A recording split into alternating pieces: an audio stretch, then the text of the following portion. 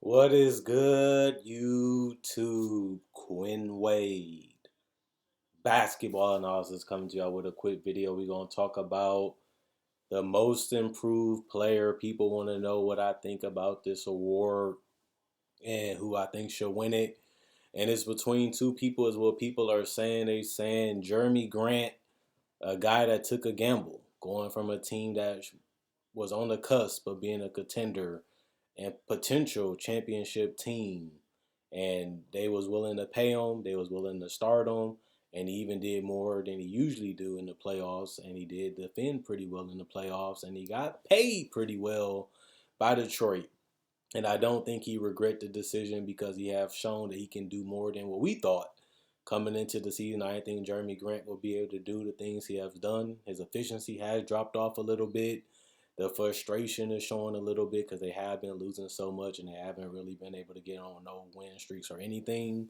But like I said, they signed him to a couple years, so this year is a dead weight year. But we'll see what he can do in the future. If anything, he's shown that this is the opportunity that he wanted. He took full advantage of it. And because he took that chance, he's in the conversation for most improved player, which he normally wouldn't be because he wouldn't have the opportunity to take the shots and to put up the stats to win this award. But by him taking that risk to go to Detroit, he actually had a pretty decent season so far. I didn't look at it as an all-star season. I didn't look at it like an all NBA season, but it's a prove it season. You don't know what you can do until you take the gambling, until you take the risk and the try. And he took a huge one, especially leaving a team like Denver that has really been amazing the last 3 years, including this year and the last two, and to go to a team that's starting from the bottom. We won't know if it truly pays off into the future as he still is young and they still have some time to figure some things out. But he is still a guy that's on a good contract and he is tradable if they do want to send him somewhere else. And he has shown that he can contribute even in a playoff environment, which you want a guy to be able to defend and switch and be able to play multiple positions. But he also shown that he can do a little bit more because he went to Detroit. Now he has that opportunity, and in my eyes, that made him more valuable because he is more than just a 3 and D guy, and that means you actually are worth more and you are more interesting than a 3 and D guy. Now that we know you can do more, especially because he didn't really have the floor space and then the talent around him to really make his job easier like he had in Denver. But you also look at it like you will have a smaller role because you will be playing on a different team that will have other guys that can take a lot of those opportunities away, and his numbers will obviously fall because of that. But one thing I like about Jeremy Grant, he felt like he can do it. He wanted to challenge himself. He wanted to do something that mattered to him. He wanted to prove it to himself. He wanted to show it to himself. And now we have respect for him and now we know what he's about because he has had a successful season regardless if the Pistons have been terrible all year. Now, the person that has gave him competition the last month and a half is Julius Randle, a guy that has already put up decent numbers throughout his career on bad teams. The biggest difference is he's contributing to a playoff team, which was a big question for his career coming into this year because a lot of us looked at him like that. He's not going to play defense. He's not going to be super efficient for a forward because he's a power forward, and he doesn't really impact winning. That has all been erased as he has been on one of the best defensive teams this year, which are the New York Knicks. He has become a way better playmaker, averaging a career high in assists, whether it's in the post, whether it's through the double team, whether it's the high post, or just trusting his teammates more than he has ever done in his career. And he's a little bit more selfish this year. He feels like he can score. He feels like he can dominate. He feels like he can go out there and bust somebody right in the face. And he's doing it. He's pulling up fadeaway jumpers. He's pulling up spot up jumpers. He letting them three balls fly. And this is something that we never seen Tim do consistently. But he is shooting above average from three. The assist has been there throughout the entire year. And the scoring has only gotten better. as he has got more acquainted to how they're going to defend him and how they're going to play him defensively, and he has been reacting with the counters. You have to have multiple moves. You have to have multiple ways to put the ball in the basket if you want to be a great scorer and be efficient in this league. Because the goal of the defense is to take you out your comfort zone. The goal of the defense is to force you to take shots that they want you to take, and being able to still get shots that you know you can make and get shots that you know you can take because you have practiced them and have put them in the basket so many times there. You just get to your spot and hit them with the counter, and it's a pick your poison situation because you feel and you know you can knock them down because you have done it before through games and through practice, and it's repetition and muscle memory for your body to know it. It's just about knocking it down when you're in that position, and he has did that throughout this year. The free throw percentage has also increased, which has shown that he has improved his game basically on all levels, whether it's defense, rebounding, scoring, free throw, 3-point percentage, playmaking, and just being a smarter player in general. He has been hearing the criticism.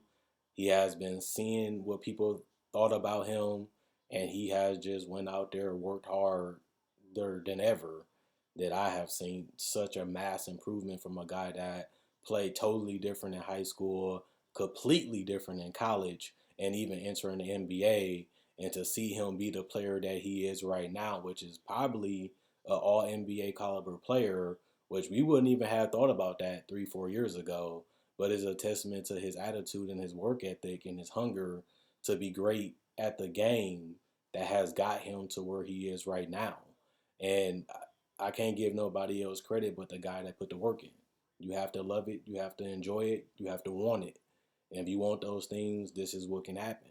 And it also happened to the Knicks, a team that has been highly criticized and controversial for missing on players, for not developing players, for making players want to leave or not even come, and for Julius Randle to be on a contract year and people thinking that Obi Toppin is going to come in and take his spot, especially because he was a high draft pick that plays the same position, and for Julius Randle to hold his own and up and step his game up in that type of year shows you how dedicated he is to the game.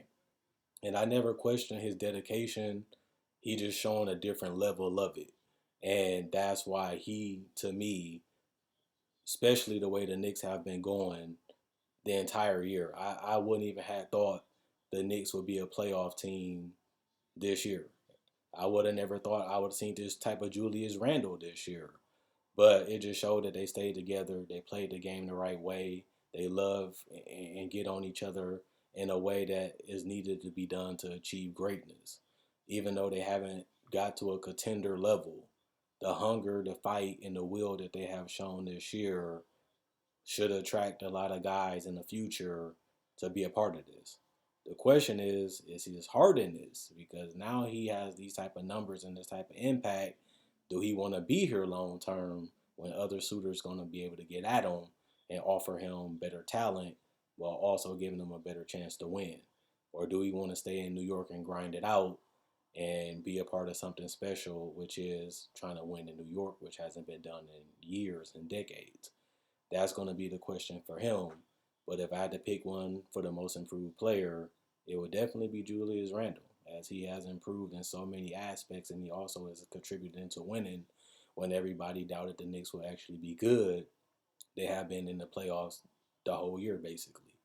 And that's a testament to their passion and love for the game together and buying into the team concept and also buying into what Tom Thibodeau is preaching and trying to get across to them throughout practices, throughout summer league and summer camp, but also throughout the season.